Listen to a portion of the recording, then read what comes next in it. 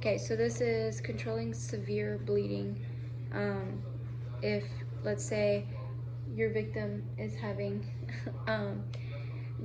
like tears through an artery, and the blood is gushing.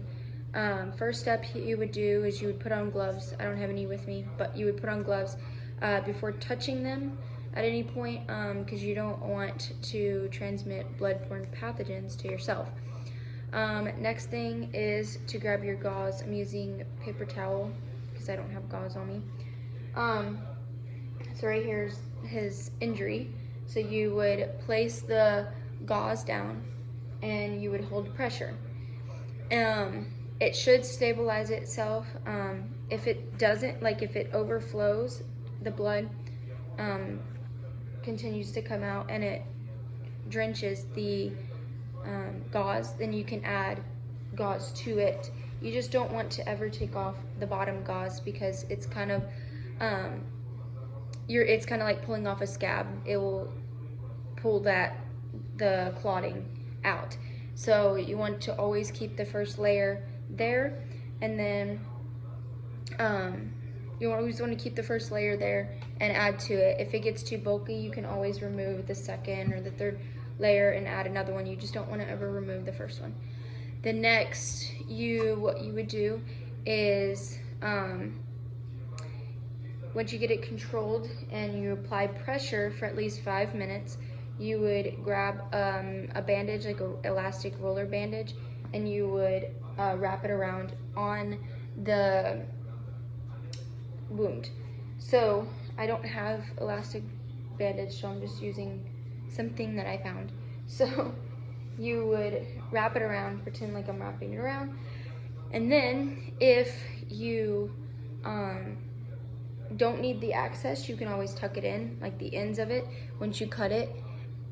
If you do need something to continue to hold pressure, you can always tie it. So you would loop the bottom of the elastic around and you would use both pieces and you would tie it directly onto the wound. So that way it's applying pressure. Now, if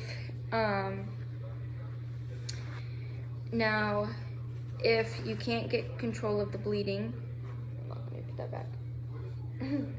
If you can't get control of the bleeding, you can apply a tourniquet. Like I said, don't ever remove this unless the paramedics and everybody can take care of that, because of the clotting. So if you need to apply a tourniquet and you don't have one, you can make one. You can either use a belt, a shoelace, in this case I'm using a shoelace, or anything kind of sturdy that will hold on. You just don't want it too small, because if it's too small, then it can penetrate the skin, it can break through the skin. So you don't want it too small. So what you would do is you would apply it about 3 to 5 inches above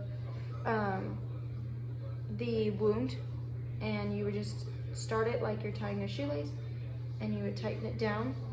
Then you would grab something sturdy, in this case I have a pin, and you would just put it underneath and you would tie that as well around it, and then you would twist until it continues to get tight.